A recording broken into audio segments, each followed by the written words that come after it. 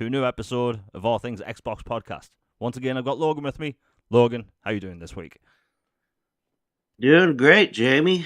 Feeling pretty positive about things. Today's been a really good news day so far and excited to dive in. How about you, my friend? How are you doing? It's been good. Other than I'm melting to death in my house right now. It's so hot. Weather's unpredictable, but I'm a British person. I'm going to complain about the weather at any given opportunity. It's in But your blood. yeah, but like you said, it's been a good day. We've got some good news, and while you do see the doom and gloom that you see on Twitter, um, there's actually a lot of good things to talk about. And before we get into the long list of topics we've got, because we tend to have a lot on this show, Logan, what have you been playing this week? Well, I'll start off with obviously I played through Hellblade 2, and I have a lot of thoughts on that. I'll save that for later in the show because that's one of our major topics. Spoiler, it's positive thoughts. So played Hellblade 2. I beat PO'd the definitive edition. That game was just a total mind cluck, just acid trip. Just made no sense. Like I simultaneously loved and hated the game at the same time. But which is also a testament to Night Dive being able to take a janky game and make it serviceable in the modern age and also preserve it because it had some truly unique level designs and enemy designs and character guns and gameplay mixed in there. Like it was basically like the quintessential you know I see all this junk around, but there's got to be a diamond in here somewhere. Like this is like if you could take a masterwork studio and have them find some hit and miss titles and grab them and give them an S tier treatment and try to get the best possible thing they can out of it. And they did that, and it was really fun, and I enjoyed it. Um, I don't know if it's a recommend title or not because of just how different the game is, but I enjoyed it. Played through that, beat Tormented Souls, which was really, really good. A Resident Evil, Silent Hill 90s era type game. The sequel's coming at some point this year or next year. Looking forward to that. And Vampire Survivors. I've been playing the Contra expansion for that, which is a lot of fun. As you know, Vampire Survivors, the screen gets pretty chaotic at Yeah. times, especially when you get the higher level stuff and weapons and gear, and adding all the guns and evolutions and characters. Like, this is like a massive expansion, and it is killer. The game keeps on delivering and enjoying that. And I'm a good, I'd say probably 60, 70 ish percent done with the System Shock remake. And man, I see why it is so revered and an iconic title. Basically, the granddaddy of them all of the modern sim game. Like when you think of Prey, Bioshock, Dishonored, like Arcane's old wheelhouse, and some of these other studios, like this is the one that originated it.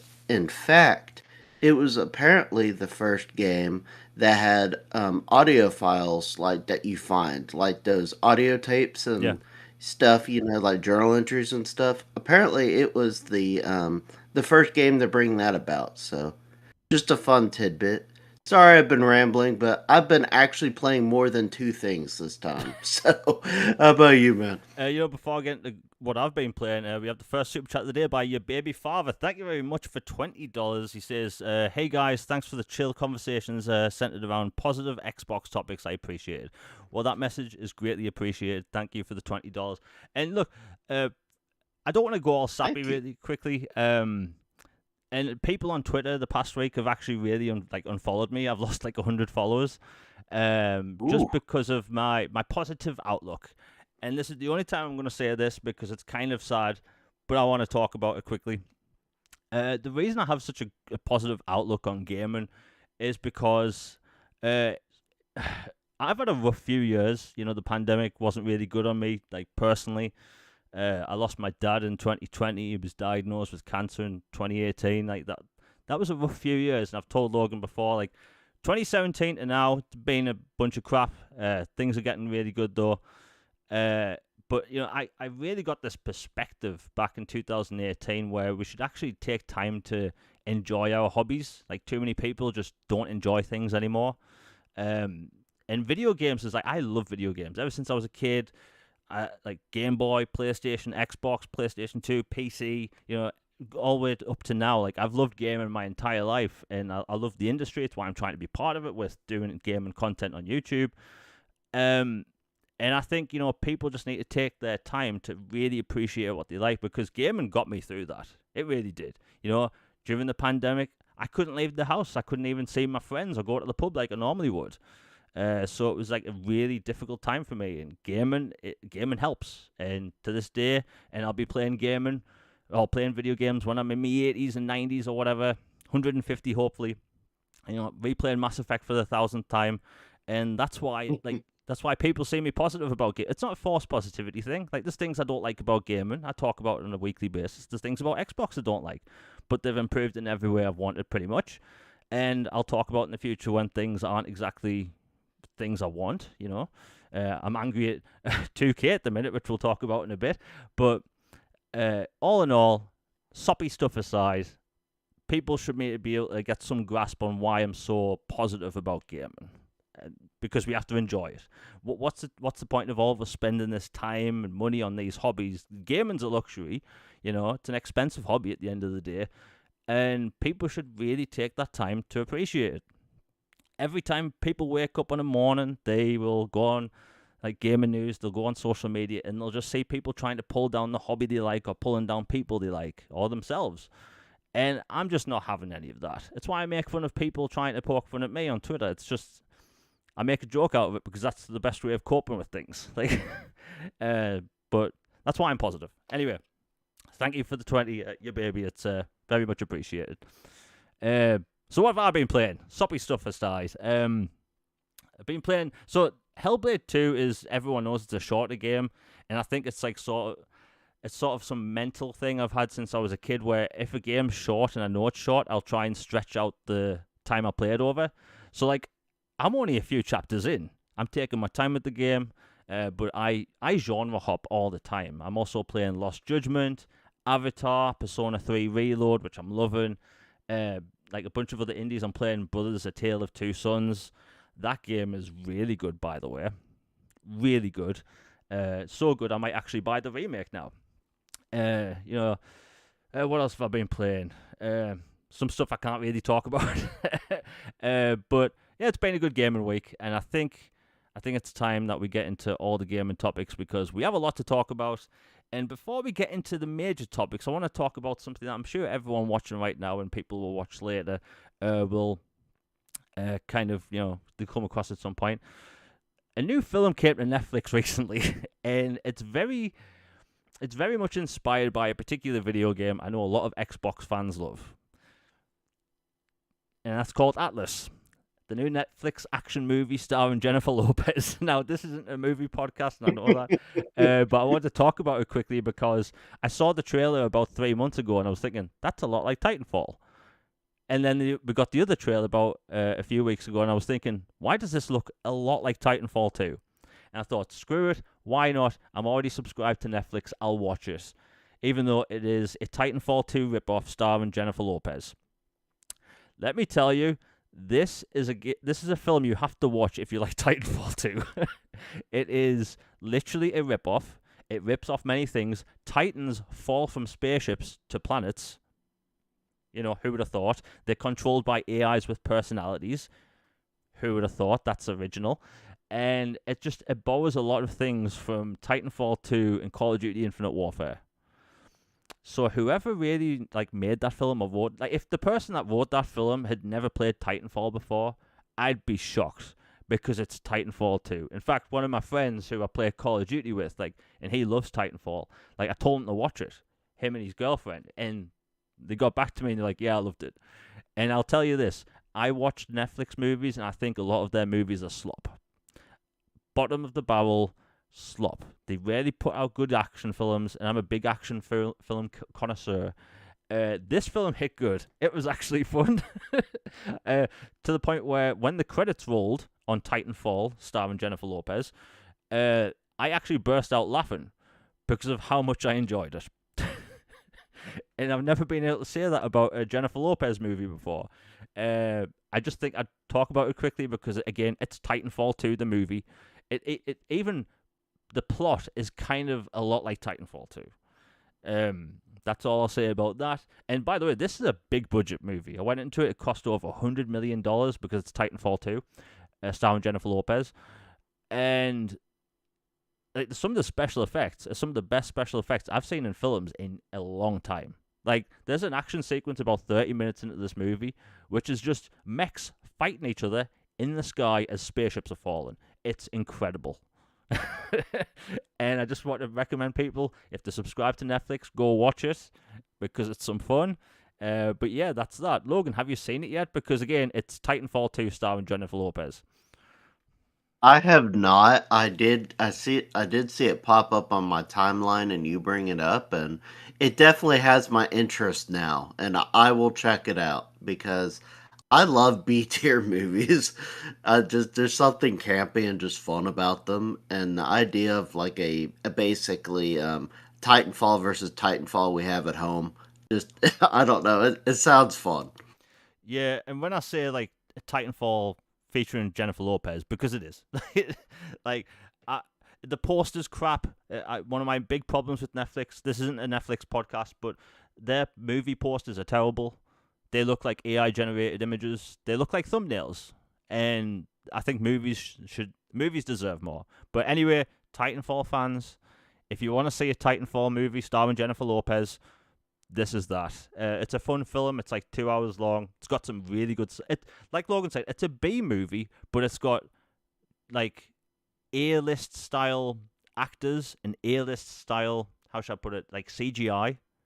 It's a good. It's a good film. Good action. Just want to put it out there because again, it's not off me. We're not going to see a Titanfall movie.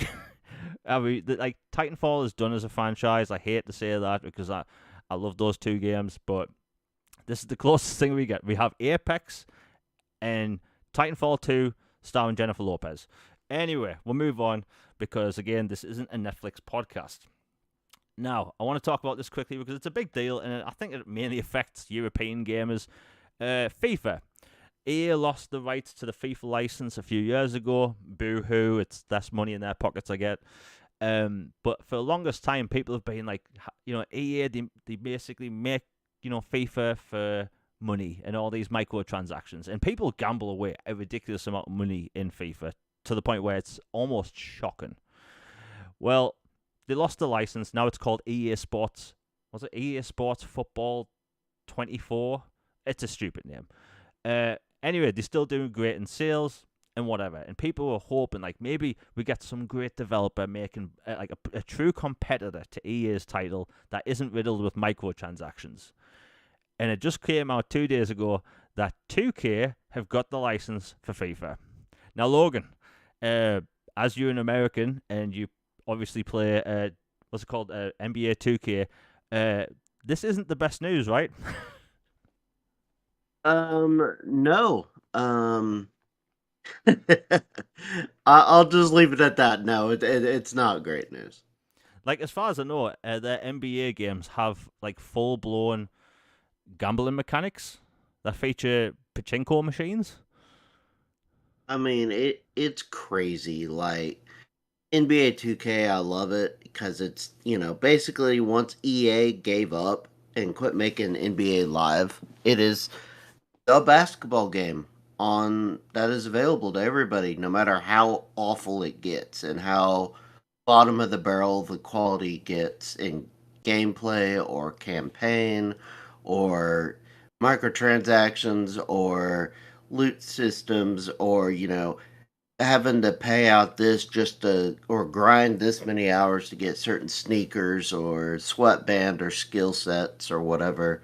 It just it it's another example of why you need competition because without EA making NBA Live, They can just do whatever the blank they want, and it we've suffered for it greatly. So no, I don't think them getting the FIFA license is a great thing. Yeah, it's just been funny the past week. I've seen people celebrating it. Like, I don't really play FIFA every week, but I like to mix in multi-platform, like third-party stuff in as well, and with the show and on the channel. And just when I saw that people like praising the FIFA 2K stuff, I just thought this is going to go down horribly. Like, we're going to see some of the nastiest microtransactions. Like, 2K, by the way, is one of the publishers that want to raise the price of video games to $80. And these sports games, Soccer. yeah, it's crazy. Like, these sports games, people pay $70 every year, and they essentially get a roster update and maybe some changes. That's one of the reasons why I see there's so much hype at the minute for college football in the US. Like, I'm seeing people go absolutely nuts for this game because even though it's an EA game, it's more competition. Then the problem with football, British football or whatever, soccer as the Americans call it. Like, we have EA Sports and we have Konami, which they ruined their game. They made their game free to play. You have to buy each team individually, I think. Like, What? yeah. They have the most egregious pricing structure for their football game. It used to be called Pro Evolution Soccer, and then they changed it to something else. I think it's called like All Star Football or something. But yeah, you have to buy like each club or something like individually. That's Horrible. Yeah, insane. it's one of the worst rated games on Xbox Live. Like, absolutely terrible. People do not download that. But anyway, yeah, 2K looks like they're getting into the football business. Let's see how it pans out, and we might actually see it this summer. So there's that. Anyway, I hope it plays good because the thing about FIFA is, or EA Sports Football 24. God, I hate that name. It actually plays good. So there's that. Anyway, we'll move on. You know what? Let's talk about the Hellblade stuff now because we still have a bunch of big stuff for later. I'll quickly go over my impressions because, again, I'm not that far into it and Logan has finished it. So I'll quickly get my impressions out the way before Logan can talk about his full review or whatever. Hellblade 2's graphics, I know I quickly talked about this last week, but I want to go in depth a little bit. Hellblade 2's graphics have kind of made me think differently about video games in a way. Like, my entire life, and I also mentioned this before, my entire life I've kind of compared every new game to Final Fantasy The Spirits Within. Right? I've admitted before, I like that film. I don't care. Every game that comes out, I've kind of thought in the back of my mind, it looks good, but it doesn't look like The Spirits Within. Because that's a pre-rendered CGI film from 20 years ago, and it still looks great. And then I'm playing Hellblade 2, and I realized that never once popped into my head. I was in awe of what was shown. The audio is next level, and gameplay transitions from scene to scene is seamless. The camera will pan out. You'll see a huge vista of a volcano in the distance, and the camera will pan back down in a different location. And it happened in front of your eyes, and you just didn't see it. And it's incredible stuff because before the Xbox Series XS and PlayStation 5 came out, we were told big things about Unreal Engine 5. It was shoved in our face daily. Unreal Engine 5 this, Unreal Engine 5. It has these amazing features with their tech demos. And those tech demos are really impressive, but we haven't really seen that. We've had RoboCop Rogue City, which is an amazing game where the environments are literally photorealistic, but the characters look like they come from Fallout 3. And, we've had Immortals of Aveum looks great, but it has needed some polish. Again, people should really play Immortals of Aveum, especially now it's in Game Pass. But I still feel like Unreal Engine 5 hasn't been pushed there to what we were promised. And Hellblade's that promise. Hellblade is that this is the next gen moment. Unfortunately, we had to wait 4 years for it, but pandemic and all that crap. Hellblade 2 is that game. I had my Gears of War moment because that was just wow. And it's not often with a video game I think wow with audio. The audio is next level in that game. I'm looking around my head wondering where these voices are coming from. It's incredible. I don't know why more games don't take advantage of audio in this way. So to me, I think I'm a few chapters in. I'm going to just play a little bit each day. Personally, I think it's an incredible game. I think I think more people need to pay attention to just the small things in this game. Like I'm looking at the ground in this game, looking at pebbles as water's coming in, and just covering them with water. I'm thinking that looks real. There's these stone faces you find within the environment, and they're so well hidden in plain sight that sometimes you just don't notice them, and you'll do a double take thinking, did I just see a face in a stone? It turns out you did. It's incredible what they've done. The game also uses photogrammetry technology, which basically uses a bunch of reference photos. They put it in the game engine, and it looks great. They've been doing it in video games for a long time, especially since Star Wars Battlefront in 2014 or 15, and it looked great then. But now it's photorealistic. There's nothing like it. But I'll be able to give my full review next week because again, I'm playing a little bit each day. Logan, I know you want to talk about it.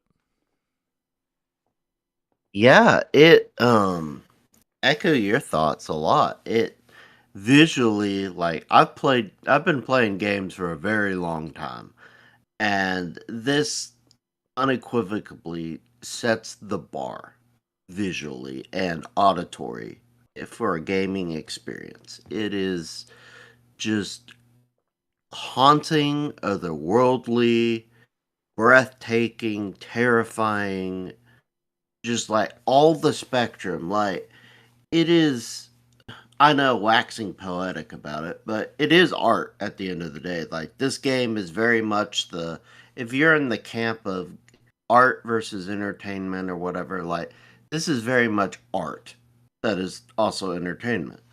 And it just like you see these beautiful vistas, and like I find myself spending 5 minutes staring at this beach because I'm like, dude, these obsidian rocks, they're like glistening with the water as it like crashes upon the shore, and it's like it looks so real, like I could just touch it, but it's not VR.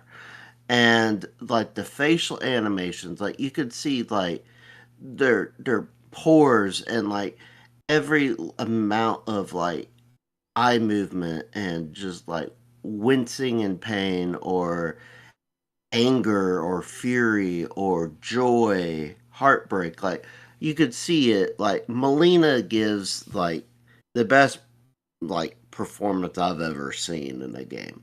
She already had done an amazing job with the first Hellblade, but she takes it to an even higher level in this one. It is just simply breathtaking performance. And the other cast were really good too. Not to get into spoilers, but there are other people you encounter in the game, and all the actors and actresses did phenomenal jobs with their characters. And then just like, I've spent all this time just talking about the visuals and emotions and stuff, but like the auditory, like you said, is like insane. Like you hear the crashing of the waves as they hit the beach, and it sounds like, I'm at the port, and it then you the clash and clang of blades in combat, or the bone snapping when somebody's neck gets twisted, or just the tearing of flesh or fabric in combat, or like somebody falling down a cliff and bumping stuff and scraping by. You hear like that on an intrinsic level, and then you get to the psychosis aspects and her voices and seeing the world differently and all that. And it's like, man, this is like truly something else, because she has, some voices are telling her positive things, some are constantly negative, and then it's like throughout the story it swings from, just like, wow, this is a moment of triumph, to like, this is a moment of epic failure. And it's just, it covers this whole range of stuff.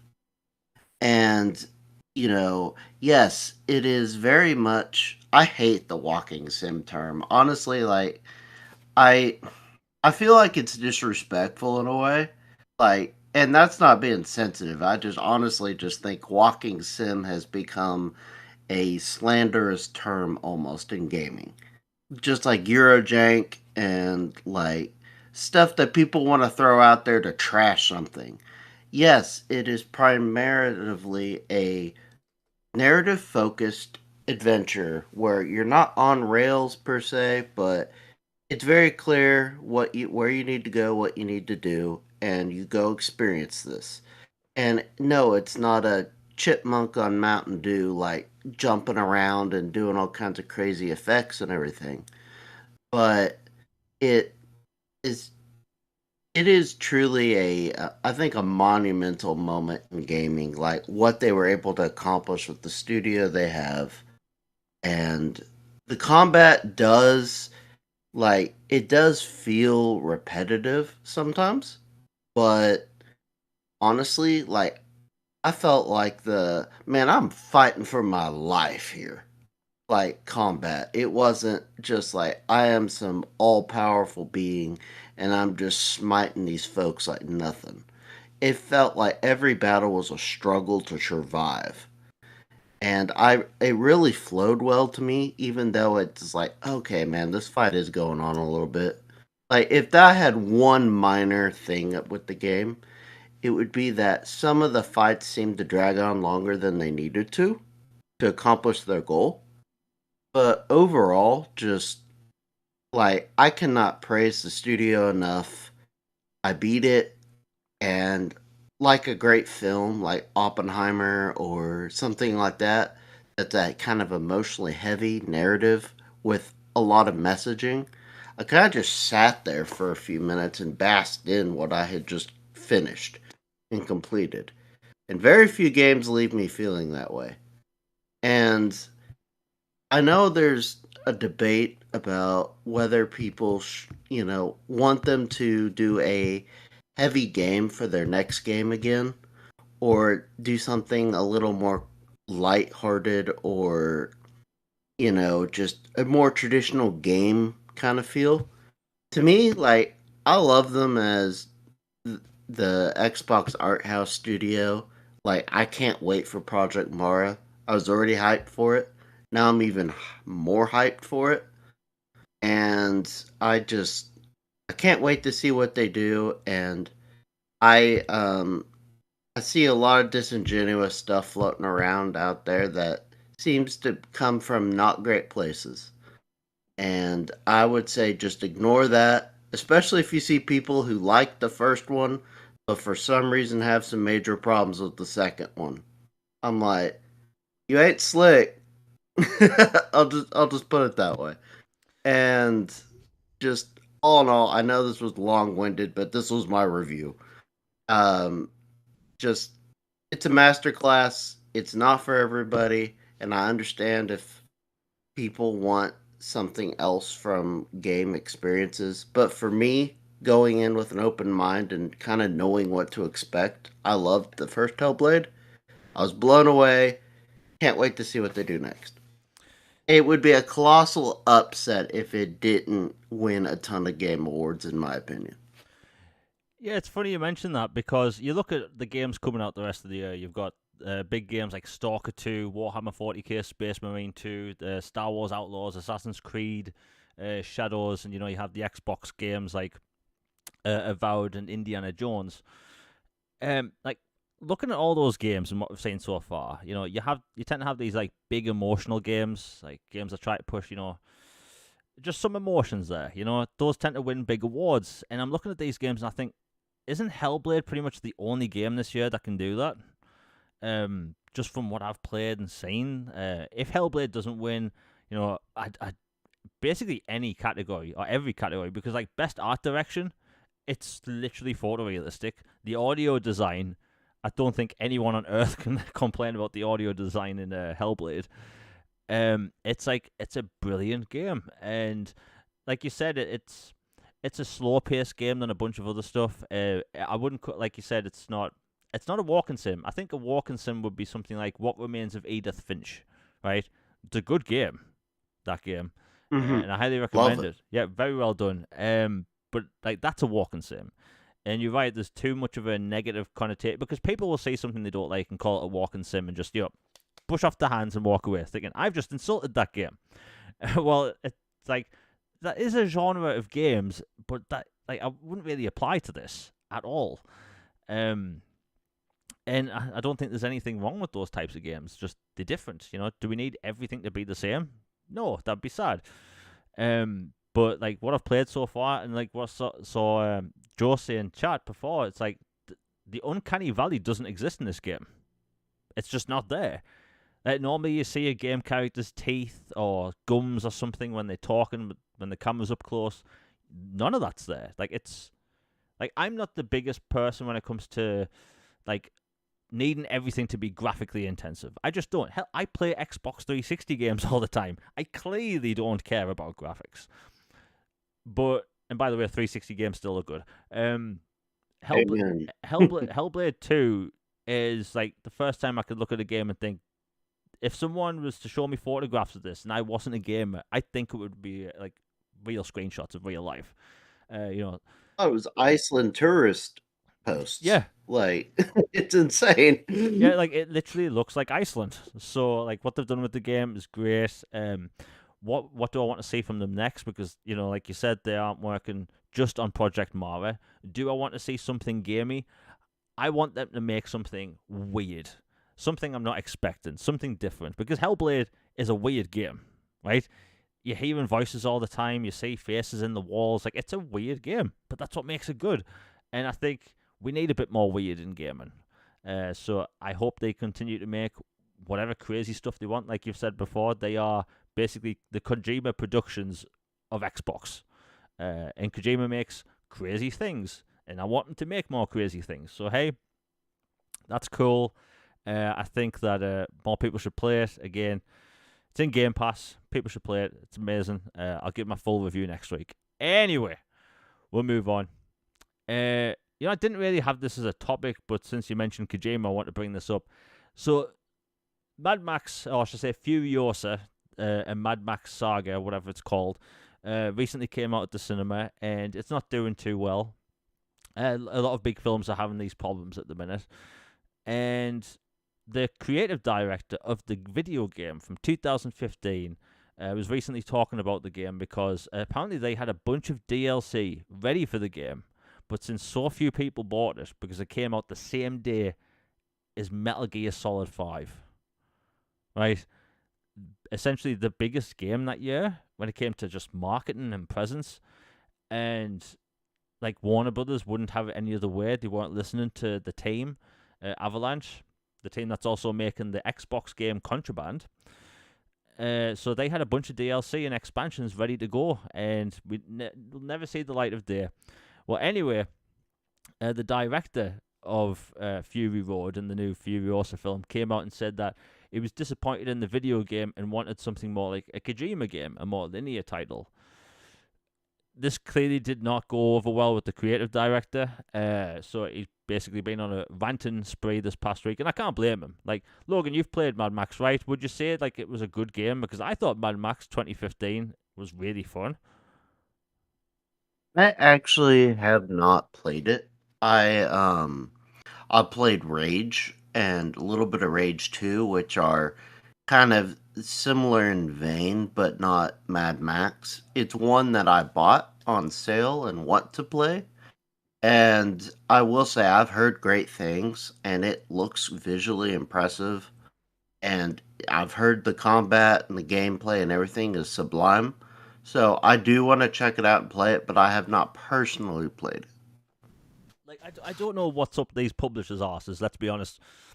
And like the fact that you have like Mad Max Fury Road that came out that year, people loved it, and people wanted a video game, and every preview of the game went down well. People loved it, and then they decided to release the same day as Metal Gear Solid, and then they blamed the game.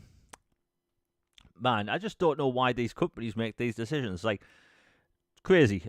EA, they've made the same mistakes in the past with Titanfall, but I just quickly wanted to talk about because Mad Max is on sale at the minute. I think it's like £2.90. So you're getting a big game there, whole lot of content for a cheap price. It's on that sale right now on Xbox Live. Highly recommend it. Fun open world game. It essentially has the car combat from basically any 90s car combat game, which is amazing. and it also has Batman Arkham Asylum combat, which is great. But instead of being Batman, you're Mad Max, and well, you have a rusty pipe and you're swinging it at people. It's great. I just don't know how you do Mad Max as a linear game. That just sounds weird. Anyway, I just wanted to talk about that quickly. Logan, I know you mentioned that there's a few indie developers wanting to come to Xbox. What's that about?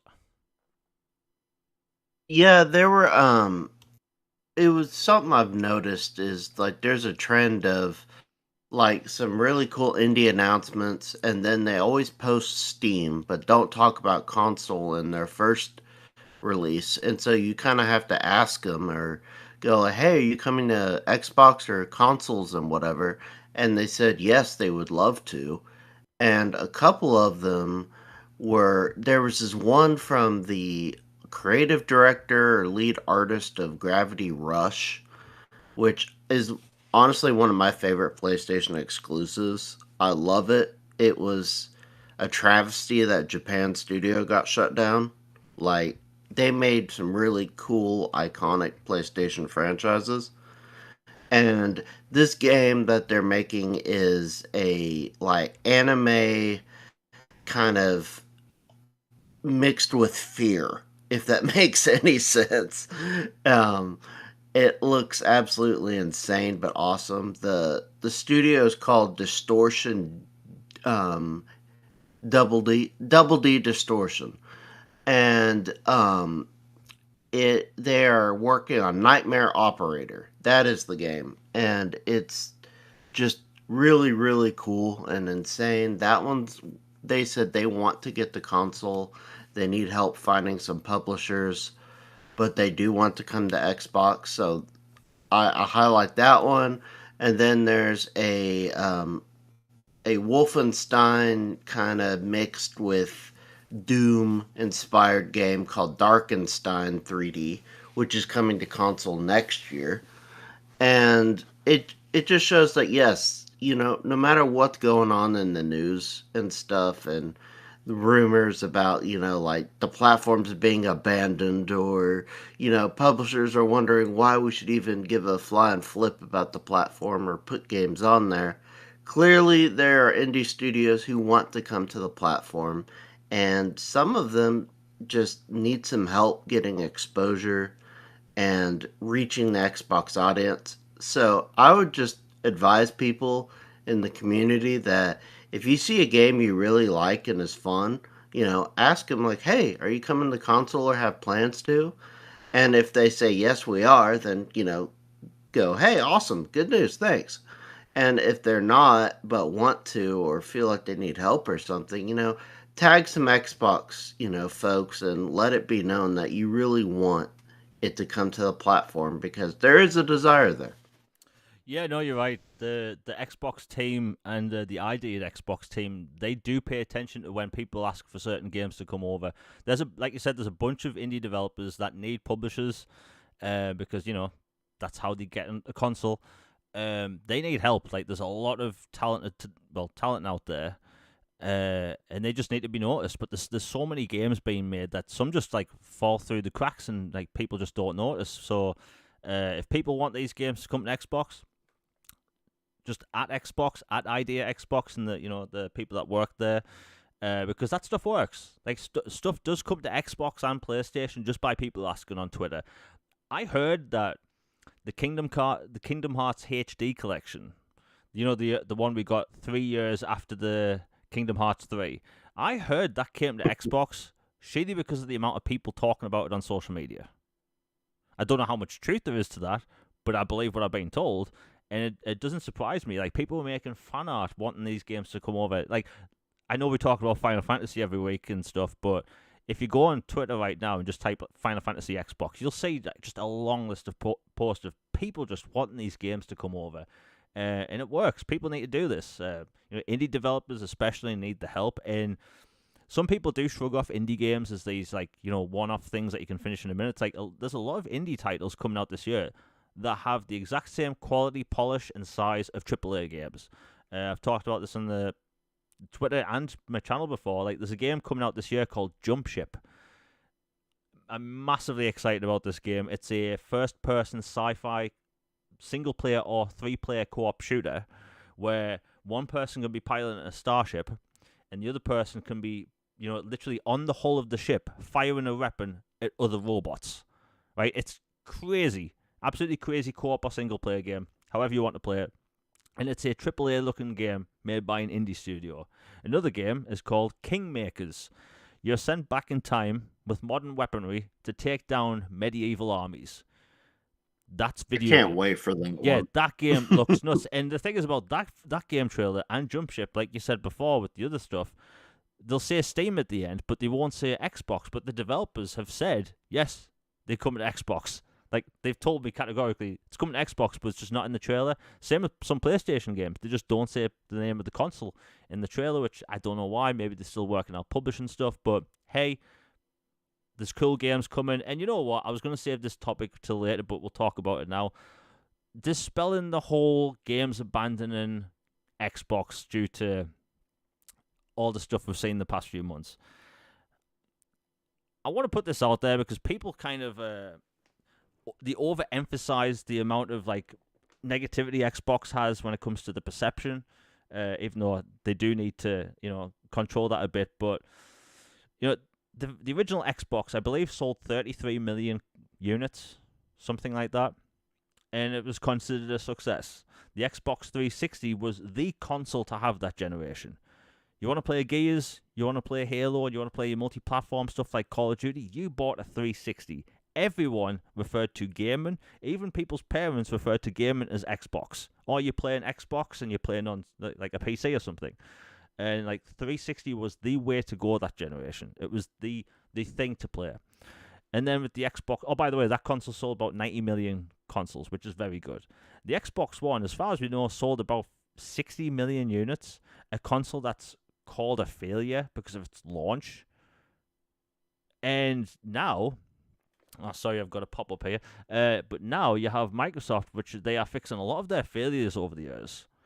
And to the point where I think that they just need to do some little messaging things where they can just reassure people. That's all they have to do. They have a showcase coming this year. They have games coming this year. But the perception around Xbox at the minute is constant negativity. The unfortunate thing is that negativity gets more clicks. You'll see something like good news, like Call of Duty coming to Game Pass, which we'll talk about in a bit, which is great news. But you'll see people posting clickbait thumbnails saying it's a bad thing for Xbox. Why? Not because they're being genuine, because it gets clicks. Clicks equals money. And that's why you always see this forced negativity when it comes to Xbox. Now, when it comes to the whole third-party games coming to the console, I cover video games coming to Xbox every single month. I have a new video coming out soon, which I hope people pay attention to because it took a long time to make. But I cover games coming to Xbox. I have a database of games coming to Xbox for years, right? The list gets bigger every single week. I hear about a game, I confirm the platforms, I try and get in contact with the developer, and if I know it's coming to Xbox, I put it on this database. And let me tell you, people don't have to worry about third-party titles. Major titles by big 30-party publishers, and Xbox is in a great place compared to like 20 years ago where Xbox was this tiny little no-name brand which nobody really cared about, but Xbox had this really hardcore following because a lot of people jumped from Sega with the Dreamcast and that disaster. They went over to Xbox. They still had that Sega feeling because Xbox was getting all these like Sega games. And like where they are now is like Microsoft has more studios than you can possibly imagine. They have first-party games in development constantly, whereas this time, 10 years ago, Microsoft had literally 5 studios, and they closed 2 of them down. Anyway, before I continue with my little rant, we have another super chat by Nick W. Thank you very much for the $10. He says, to be fair, Xbox One had some great games when it came out, like Dead Rising 3, Rise, and the PS4 had no big games when it came out except for Killzone. That's a good point. The Xbox One launch, even though this is the problem with perception and reality. People always refer to Xbox's E3 as being bad, but if you go back and watch it, Xbox's E3 had more games, more first-party games, more exclusives, and it was a great show compared to Sony's. But people get it confused with the reveal in the May. It was TV, TV, TV. Look at this sports, TV, TV, sports. Hey, look, there's a Call of Duty dog on screen. And then we saw the console. People confuse the two. But the Xbox One had a great lineup.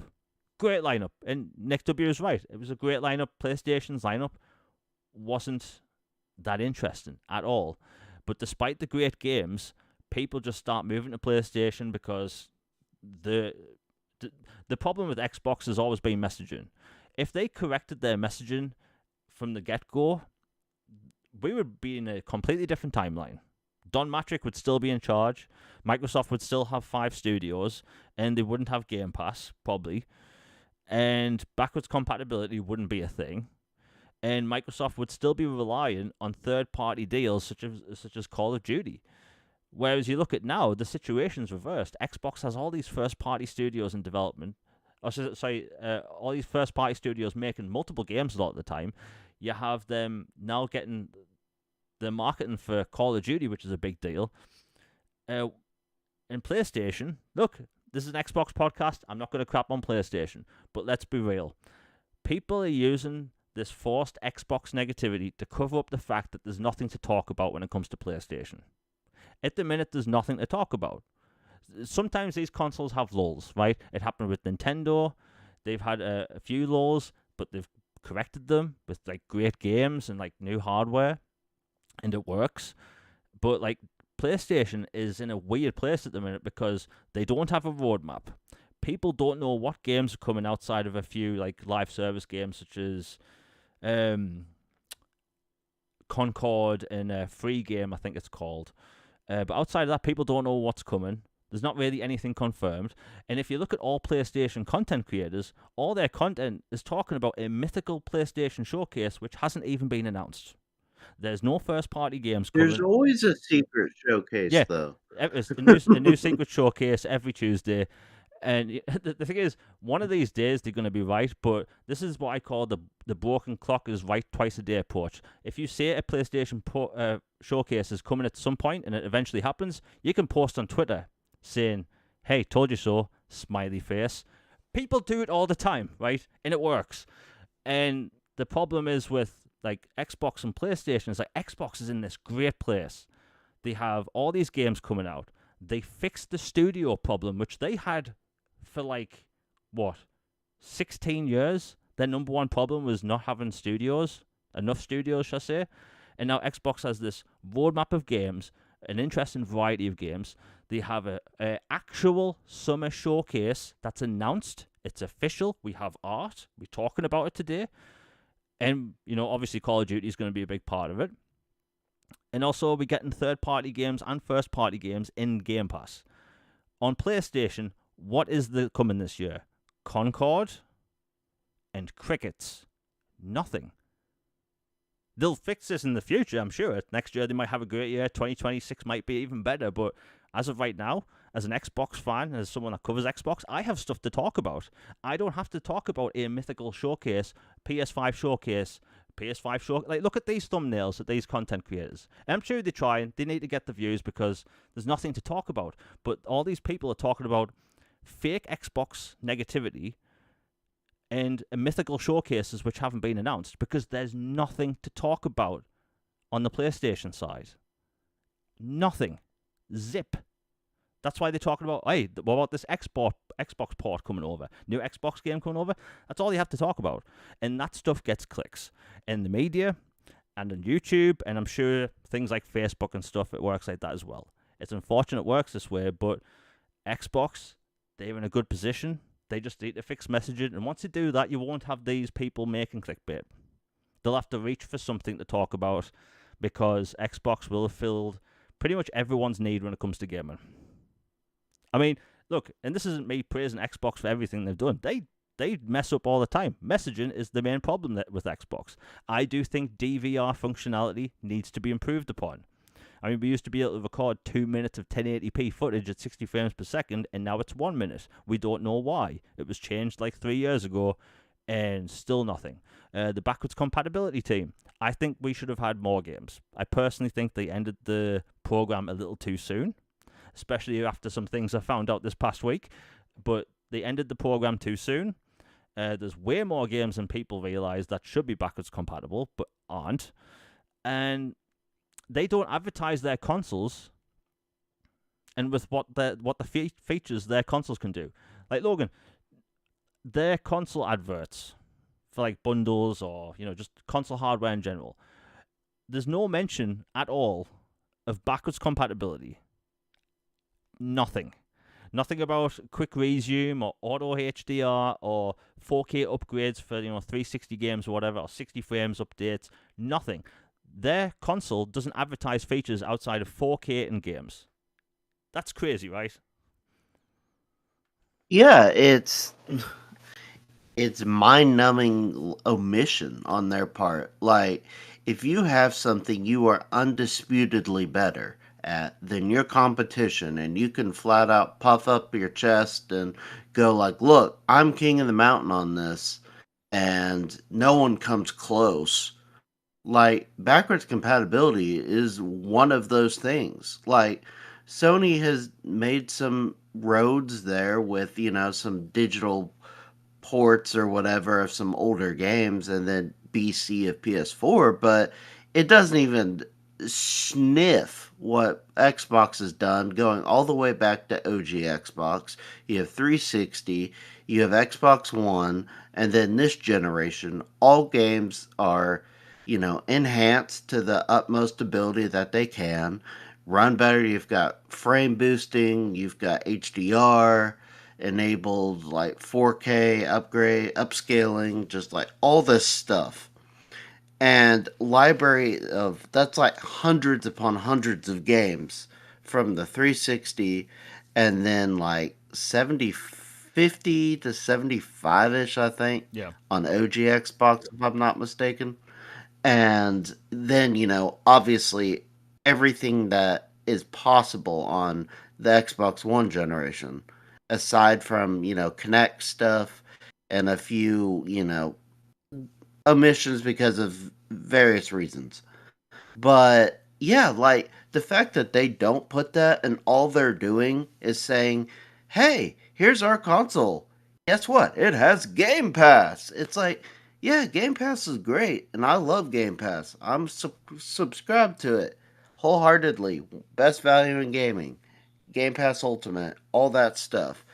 But you're selling yourself incredibly short, and honestly, in a way, you're kind of dumbing down your audience when all you focus on is Game Pass this and Game Pass that.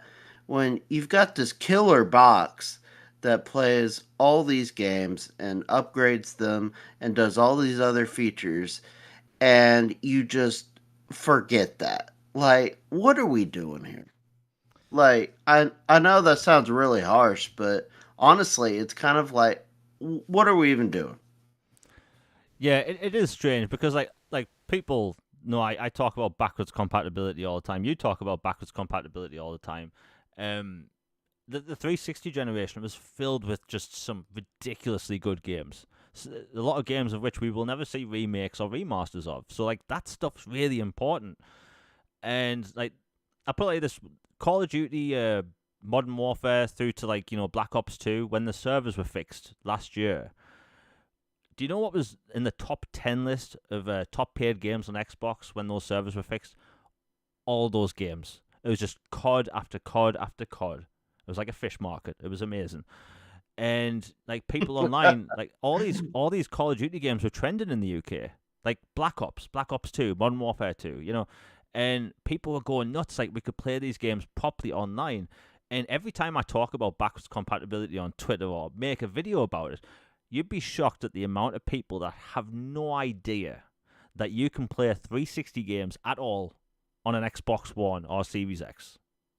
They have no idea about it because it's not talked about, and that it just seems like a weird thing. You don't advertise it. It's like the big thing you have over the competition where you actually take care of your legacy titles. Excuse me, and it's not on the box. But yeah, anyway, long tangent. They talk about anyway. Where am I? Okay, I'm out of breath. Microsoft, their problems is basically messaging and the fact that their console isn't marketed to with what the box can actually do. If they fix those things, they have the studios, they have the games coming out, they have this thing called a roadmap, which people talk about. Like, remember back in the day, Logan, people would go, wait till E3. Because Microsoft had no game announcements throughout the entire year until E3. We literally had, that's I where have the saying came from. PTSD from that phrase. Yeah, and like now I hate when I hear that, but it's not true anymore when it comes to Xbox. We hear about games every few months now. You have the showcases at the beginning of the year. You have the quote unquote E3. You have Gamescom because they have a presence there. They even go to TGS now, and there's normally a thing later on in the year, and then there's the Game Awards. Microsoft do things at every single time now.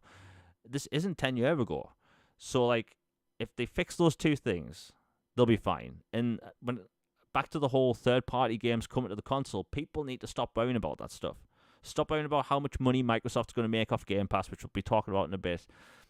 But like Xbox is going to be fine. Again, messaging is their number one enemy. As soon as they can fix that, they'll be fine. And look at 2013. We didn't know if it was a 12-hour online check-in, a 24-hour online check-in, or was it a week? Like, all these different employees from Microsoft were saying different things. That's why everyone was confused. And that's that. Anyway, we'll move on. We've still got a crap ton of topics to talk about. Now, before we get back to the other big stuff, some Resident Evil stuff leaks. And Resident Evil is this weird franchise because it leaks pretty much all the time, like Assassin's Creed. If there's a new Assassin's Creed coming out, I guarantee you it leaks. It happens every time. Well, we had a bit of a mix-up. I think it was Dusk Golem that posted about it. That Resident Evil 1, the remake, which we got. And by the way, if people haven't played that remake, it's amazing. You can get it on Xbox. I think it's on Switch, PlayStation, PC, whatever. They wanted to do a remake of that game, even though it's a remake itself. And I didn't really have a problem with that. Turns out the first game isn't getting a remake at all. What is getting a remake, and this is the really good news, Code Veronica and Resident Evil 0. Hallelujah. Yeah, music to my fucking ears. Try not to swear. Because I love those two games, especially 0. The fact that you have essentially, we'll call it the first half of a horror game set on a train. That shouldn't work, but it did. I love that train section. It's something I think we need more of in horror, but like, I never thought in a million years that game would get a remake at all. I've posted about it a few times, basically remaster begging. But I never really thought it would happen. I thought Dino Crisis would happen before then. Evidently, I was wrong. We never get in Dino Crisis. But Resident Evil fans, if you've been wanting Code Veronica and Resident Evil 0, we could be seeing something soon because apparently Resident Evil 9 has been pushed back to potentially 2026. That's a horrifying year to think about because that sounds like the future. I don't like it. But hey, Resident Evil 0, Code Veronica, looks like it's happening. I think we could see something this summer, potentially. Logan, I know you're happy about this because we've basically wanted those two games for a very long time. Yeah, amen. You're preaching to the choir. I'm like so very happy about this. Like we talked about last time that you and me were among the dozens of people on that one hill. Like Resident Evil 0 is a good game, and I will not hear otherwise. That train is awesome. Like seriously, that is one. I've played a lot of horror games over the years, and that train sequence remains one of the most memorable to me settings. Like you said, the idea of a significant part of a game taking place on a like 1800s looking train doesn't sound like it makes any sense or is plausible, but it works somehow. And it's awesome. And like the whole going between, locomotives and cabins and, this and that. It was just so cool. And I like the characters Billy and Rebecca. Yeah. And honestly, when I first heard the rumors about a Resident Evil 5 remake a while back, I was like, huh, interesting. But to me, I think it makes more sense now, especially now that it seems to be corroborated. IGN has also added that, yeah, we've heard the same thing.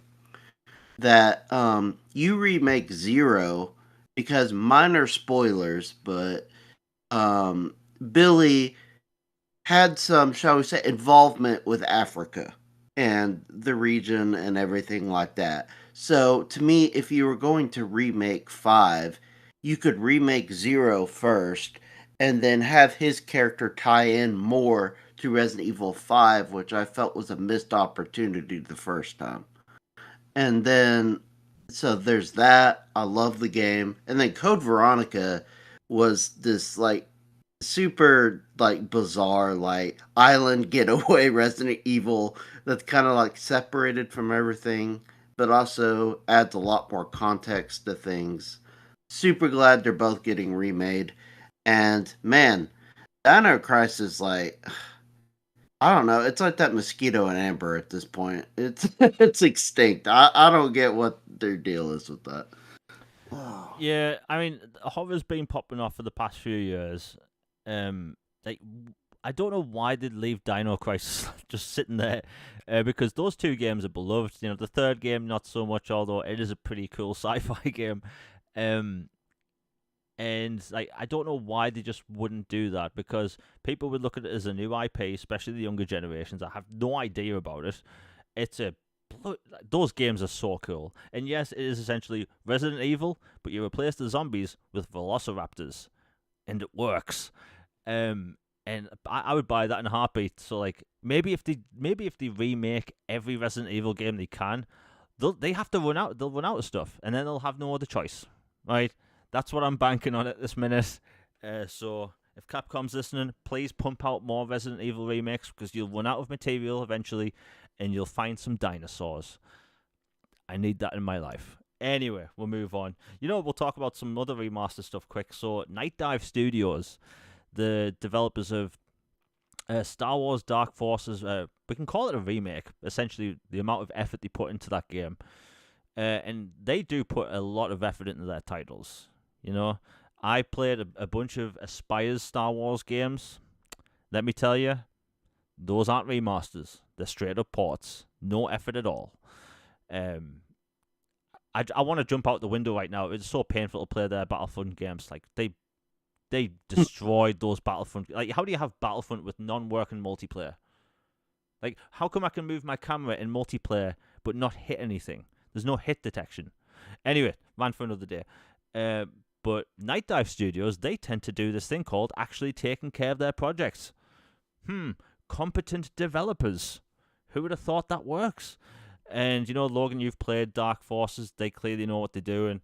But they put out a post the other day saying they're going to do a podcast talking about, you know, things they would like to work on. And they start asking people, what do you want us to remake? What do you want us to remaster? And, you know, me being me, I went to my phone straight away and cracked out the whole, you know, Chronicles of Riddick image, which has been on my phone for like 5 years. Because those games, in my opinion, should come over. If people want games to be remade or remastered in a significant way, just get to Night Dive, look at their posts. They've asked people a few times what you want to come over.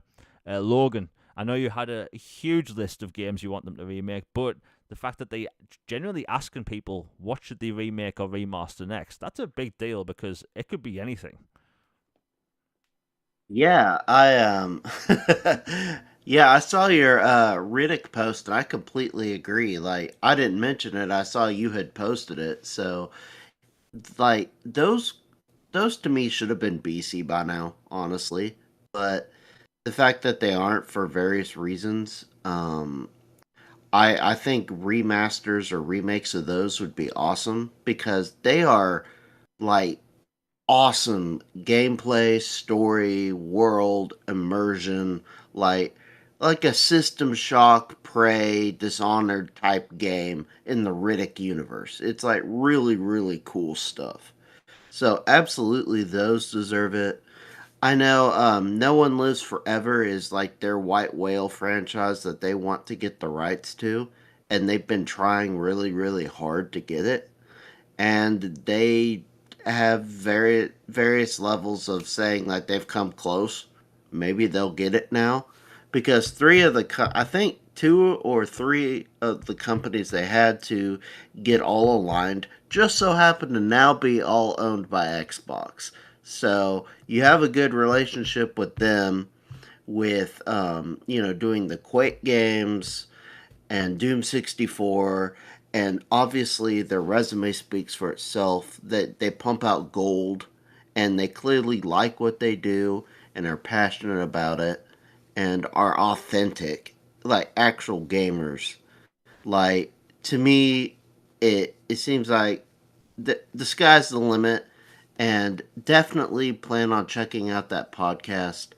And if you haven't seen the post, definitely go to it and respond with what you'd like to see, because they are truly open to everything. Like, they have remastered everything from point and click obscure titles from the early 90s, 80s, late 80s to, a full on remake of System Shock. So anything and everything is seemingly possible in the gaming space for them. So let them know what you want, whether it's a Eternal Darkness port, which that game is so awesome. It deserves to not be trapped on GameCube for eternity.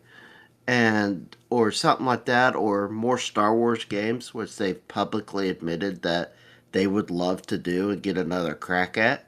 Just let them know. And kudos to them for doing what they do. Speaking on topic, we have another super chat by Nick W. Thank you very much for the $2. He says, remaster Legacy of Kain Soul Reaver.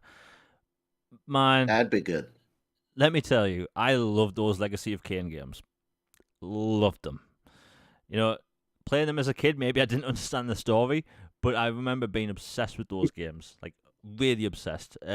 Those games are so good. Like, the tech they were doing back then with the world switch and stuff. Like, even as platformers and with, like, the combat, those games were way ahead of their time. Way ahead. And with Night Dive being open to these, suggestions, I think that'd be perfect for them. They clearly, know what they're doing. They're actually competent developers, unlike Aspire. By the way, I hate throwing Aspire under the bus, but they keep ruining games I like. So it's like, which one? Do I be nice, or do I say how I really feel? But anyway, Night Dive Studios, I think they would be perfect. Like, Logan, you haven't played Legacy of Kain, correct? I have not. It was one that was a little too much for me when I was little, but I can obviously play it now. But it's not on modern hardware, and I'm just holding out hope that THQ Embracer gets their act together and gets it out, or that Night Dive or someone like that can, remaster it. Yeah, I mean, I don't want to throw Aspire under the bus too much because they have done some good work, but I think Night Dive would be just better for that game and or as a collection. But anyway, thank you much for the $2. I can't speak to that. I've been on two podcasts. Anyway, I think Night Dive Studios, they've proven themselves. They have a great track record. In fact, I don't think they've ever done a bad remaster. So, hey, and they kind of do these things where their games, they kind of look like remakes because they essentially are. If you remake every asset and everything's new, and you're basically just replacing what's on screen, to me that's a remake. Like, Star Wars Dark Forces used 2D pixel characters. Well, in the new game, they have fully rendered 3D models. So, isn't that technically a remake? Just saying. But yeah, Mm-hmm. Night Dive Studios, hope they get to some really cool games because, man, too many games are trapped on old hardware. Like, the Legacy of Kain games, as far as I know, they weren't on that PlayStation Mini. So, like, I think the only way to play them now is if you still have a PlayStation from back in the day and maybe on PC. But outside of that, like, they are like, so many games are stuck on ancient hardware. It's one of the reasons why I talk about Metal Gear Solid 4 so much, because I adore that game. And it's stranded on my PS3 that sounds like it's about to take off. It sounds like the helicarrier from Avengers. It's so loud. The fact where I play a game with my headphones on and I can hear the console over the audio. It's so loud, but it's just stranded. Anyway, hopefully we see some cool things in the future because we need it. Now, we got a very cool Japanese game announcement last night, and it was kind of out of the blue, which I thought was very weird. I just see Nick in chat said you can actually play the Legacy of Kain games on PC. Night Dive, get on it, please. I want my Legacy of Kain on console. But yeah, we had this weird Japanese game announcement. I think it was like 2 in the morning in the UK. It might have been 3 or 4 in the morning UK. Where the official Dragon Quest Twitter account just randomly posted this image, and it was the Dragon Quest logo with the shield, and at the bottom it said Xbox, PlayStation, Nintendo. And this is for Dragon Quest 3 Remake HD 2D. A big mouthful, I know, but it's coming to Xbox. Brand new Square Enix game, a full-on remake of a beloved classic. It's a big deal. This game looks gorgeous, by the way. It's one of those, games with a 3D environment with 2D characters. It's a stunning art style, that thing. Those games will look great till the end of time. Now, as someone that's kind of a newcomer to Dragon Quest, I absolutely love that this is happening. One, more Japanese RPGs coming to Xbox is great, and I'm getting into Dragon Quest, so that's great. But, Logan, what do you think about this? Because you like the older games like me when it comes to these, JRPGs, and, well, just older games in general, but this has a new look, and it's officially confirmed for Xbox now, and I finally have to stop port begging.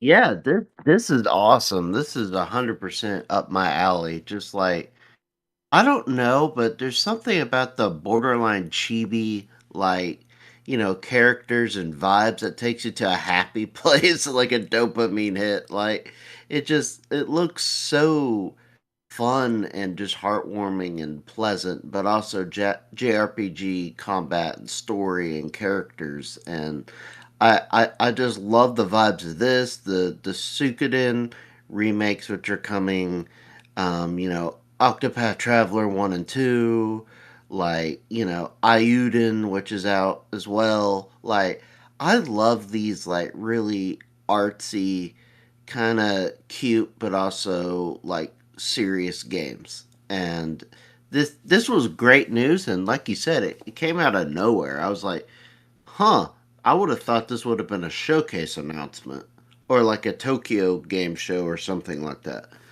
But that to me bodes well for Xbox's June showcase if something like that didn't even make the cut for that. Yeah, that's my thought, because, every Xbox showcase for the past 5 years or so, they do have a significantly big, Japanese game on their showcase. They did it with Kingdom Hearts 3 a few years ago. Last year they had Persona 3 Reload announced there. They also had Metaphor Refantasio. I didn't butcher the name this time. Announced at their showcase. So, who knows what's going to happen? And one of the other reasons why I'm looking forward to their showcase, because the Japanese game announcements should be really interesting. But to have a Dragon Quest game coming to Xbox, it's great news. Square Enix has came out in the past few weeks saying, look, they're changing their business strategy. They're moving to a fully multi-platform business model, as they should, because they are third party. They're not owned by anyone. So this is great. And plus, Microsoft, I should say Xbox, doesn't really have a built-in, how should I put it, Dragon Quest fan base. Persona fans are on Xbox now. Xbox has a lot of Persona fans. Same with Yakuza. You can't really say the same for Dragon Quest, because we got Dragon Quest 11 and I think a few of the Builders games.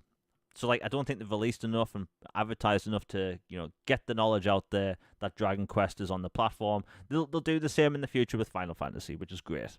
It just shows that they're actually committing, because even though we can call this a smaller game, Dragon Quest is going to be really big over the next few years, because Dragon Quest 12, it looks like that's going to be announced very soon. And some other Dragon Quest projects. Dragon Quest, I think, has the potential to be as big as Final Fantasy, in my opinion. It might be, older than Final Fantasy, and technically maybe has more fans. I don't know. But, hey, it's good news. Can't wait for it. Again, the game looks fantastic. But, it just really makes me wonder, what's been saved for this showcase? Like, what really? Because, and by the way, if any leakers listen to this, like, I found out things in the past about certain showcases. I will not leak this stuff. I'll hint in very subtle ways, but I'll not say anything. Uh, People need to stop leaking these showcases. Like, they just need to stop it. Like, is it nice to get some views? Yes. The attention is nice. Maybe you make some money off it. But, like, I think the leaks completely ruin showcases in general, because if everyone knows what's happening and then the showcase happens, and then afterwards you say, well, I knew everything was coming, it was a bad show. It's like, you did that to yourself, and like, people will complain no matter what, really. But I just personally, I'm sick of the whole video game showcase leak thing. Like, every single year, going back to 2016 when Microsoft unveiled the Xbox One S, their whole showcase leaked the day before their show. Everything leaked. And as a fan, it was kind of bad. I didn't like the fact I knew everything. So hopefully people can keep the bloody mouth shut this time and just, let it happen. Anyway, it's good that the game's coming. Dragon Quest. Can't wait to play more. Anyway, we'll move on, because we have a bunch of big stuff left. Okay, we'll keep this quickly. Doom. There's going to be a new Doom game announced. Id's been working on something for the past few years. It looks like it's going to be either Doom Year Zero or Doom Dark Ages. So it looks like it's going to be a medieval kind of style Doom game. Don't know how that will plan out, but we've had swords in Doom before, so we'll know how those work. But I think the unfortunate bigger news out of this story isn't the fact that we're getting a brand new cool Doom game, and that is big news, right? The past two games have been greatly received, so why shouldn't people be hyped for a new one? Is the fact that, or rumor that, it's going to be multi-platform. And again, I've lost actual followers. People have followed me for a long time for me saying this. I've always thought Doom would remain as a multi-platform franchise, right? Even though Doom has a massive single player, they do have multiplayer components. They do want microtransactions from those, games. It is a thing. This Doom game has been in development since before Microsoft even purchased them, which you can't say the same for Elder Scrolls, because that had some pre-development stuff in early engine tech, but development started for Elder Scrolls properly last year. I've always expected Doom to be multi-platform, so like, my reaction to it was just a shrug. Like, I expected this to happen, and people got angry at me. Logan, what's your take on this? Because personally, I always thought it was going to be multi-platform. I think, like Phil Spencer said in 2020, that not all games will be exclusive, and not all games will be multi-platform. Evidently, the things in January made people freak out, and I think people should calm down. But like, the Doom thing specifically, I think people should really calm down about, because one, it hasn't even been announced yet, and two, if a game is multi-platform and it continues to be multi-platform, are these gamers really missing out on something? Not really. It's a weird situation. Yeah, to me it's a big old nothing burger. Like, honestly, like, it predates Bethesda. Like, Doom has been around for 30 years, 3 decades. The franchise has been available to play on anything possible. Like, you see people play Doom on ultrasound monitors or pregnancy tests or calculators, or, like, of course Doom is everywhere. Like, if they had made it exclusive, I would have been like, all right, Xbox is being very aggressive. That's okay. I like this energy. But them keeping it the same way it has been for 3 decades and just going, yeah, Doom is one of those franchises, kind of like a Call of Duty, a Star Wars, one of these just intellectual properties that has a certain following and is large enough, and that has been available everywhere for so long that you just keep it as is. Like, it doesn't bother me at all. And I thought that people flying off the handle about it was just clickbaiting and fear mongering and just being toxic and whiny. Like, it's not a deal at all. Like, at the end of the day, Everybody gets to play Doom. If you have Xbox, you can either buy it or you get it with your Game Pass subscription. That is the exclusive for you in regards to that or Call of Duty or some of these franchises that, are multi-platform. There are certain games that I know there have been people who have put out there that they believe there's not a red line, that, anything and everything could happen. I disagree with that personally, but because philosophically, I feel like if you don't have a red line for something, anything goes mentality, that leads you down some roads you can't come back from or don't want. So I think you need some things to fully associate with the brand. But Doom has never been a quote like when I think Xbox, I think Doom. Doom has just been Doom, and it's been everywhere. This isn't a big deal. As for the game itself, I'm super excited. I hope my Quake Doom hybrid shared universe idea comes to fruition because the whole medieval Lovecraftian vibes makes me think maybe that's what happens. We'll see. Yeah, people just need to calm. Like the whole freaking out about multi-platform stuff. Like you said, the whole like not having a red line would kind of be pointless. Like I think like it's Microsoft for all of Microsoft's faults. Like I don't think they would push it that far. So people just need to calm down. And to me, like I think Doom is an amazing franchise. I think that people need to realize, as great as it is, it's not a console seller, in my opinion. I do not think Doom is a console seller. And people will say to me, but what about, Starfield? And look, Starfield, incredible game. It was the next Bethesda RPG, but in my opinion, people forcibly pushed the narrative. Like, look at IGN. Every time Starfield came up in conversation, they would call it controversial. Why was that game controversial? They could never answer that. Oh, because it was 30 frames. Oh, no, that doesn't make a game controversial. It's a frame rate, right? People were talking about Breath of the Wild and how it's a masterpiece and it ran at 12 frames per second, right? In my opinion, that isn't controversial. But people took the whole frame rate thing, ran with it, and then called Starfield boring. It's like, if you've played Starfield, you know it's not boring. But anyway, topic for another day. Doom being multi-platform. If it happens, that doesn't surprise me.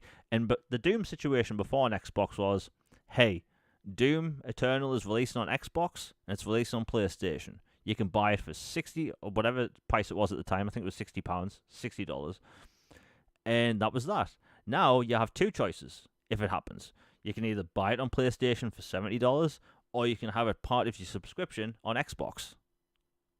Like, to me, that's a no-brainer. Anyway, we'll move on because, again, we have like way too many topics to talk about. Okay, this is fun. So, I love the Batman Arkham games. I think. Oh, by the way, we're about an hour and a half into the show. I forgot to do the little advertising bit, but I kind of have to. YouTube keeps telling us to do this. So if you're enjoying the show, please like, share, and subscribe. It really does help the channel out and the podcast too. If you want anything answered or anything, if you want to support the show, super chats are very much appreciated. Anyway, advertising stuff done. So, the Batman Arkham games are beloved. Personally, I really love Origins. I think it deserved way more love. But the fact that it was made by a different studio, people kind of forgot about it, thought it was kind of a side game, which I don't agree with. But anyway, great games. And I talk about the Arkham games all the time because they're great games. And also the Arkham Asylum escapees, that reference has many different interpretations. Well, it turns out that the creators of Rocksteady have obviously left. They've created a new studio called 100 Star. They now have a team of 100 developers. They're now working on a AAA single-player action-adventure game partnered with Xbox. Now, this was big news I didn't expect out of nowhere. Like I'm just scrolling my phone and, oh, yeah, new studio announced, new exclusive, presumably. But like this is a big deal. And also Unreal Engine 5, so who knows when this game will come, who knows when it'll be announced, but the fact that you have the co-creators of Rocksteady, one of the best studios of all time in my opinion, this is huge news, Logan. Yeah, I agree. Like I first saw this pop up, I was like, "Wait a minute, I've heard that name before." And I saw the studio heads, and then it's like, "Yep, sure enough, Arkham Knight, the trilogy developers are making a game, and it's being published by Xbox. Whether it's exclusive or not, who knows?"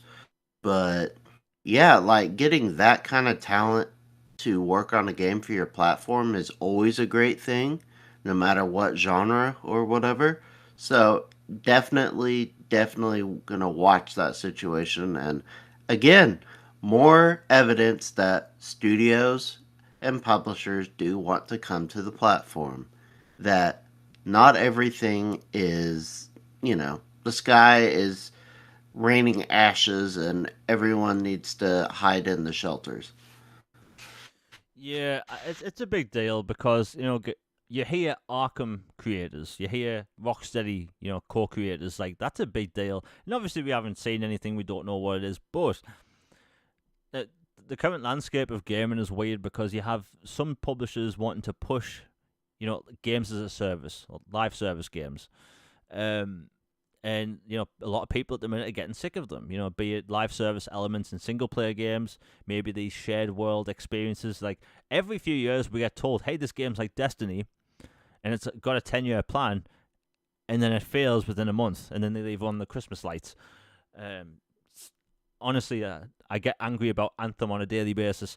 um, I think that this is a big deal. I think that Microsoft, they clearly, a lot of Microsoft studios right now are making single player games. They have Halo, they have Call of Duty, they have the ungodly amount of money that Candy Crush makes, which as a like a quote unquote hardcore gamer, you kind of laugh when you see Candy Crush, but hey, the people that play Candy Crush, they love spending that money on that Candy Crush. They love it.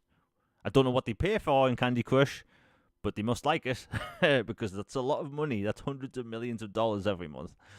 Um, but like Microsoft, they clearly pushing to single player content. If you go to Game Pass right now, by the way, there's people on certain media outlets that keep saying that Game Pass is filled with live service games and microtransactions. That is factually wrong. Almost, I'd say about 90% of the games in Game Pass are actually single player only games.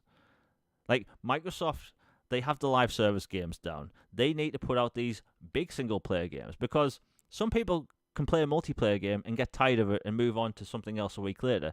Single player games, if you pop them out all the time, keep giving people reasons to stay subscribed or for new people to come along. Like that's a smarter move. In an age where so many games have live service elements, you have X Defiant right now, which it's having some relative success in the first person shooter space. Good on them. Although from what I played in the test, the combat was literally atrocious, like unbearable. But that's maybe me being snobby. Anyway, single player content is the way to go. Them being proven developers, and I'm looking at all these developers right now that have actually announced things for Xbox. Like there's another studio called was it? I've got two games here. There's a game called Humanoid. Sorry, a studio called Humanoid Productions. I'm all over the place with the names today. They are making a sci-fi RPG, and that will very much likely come to Xbox. Yeah, and you also have Exodus. I don't know if I'm getting the names of the studios mixed up, but like Exodus, which is a sci-fi single-player game made by a new studio.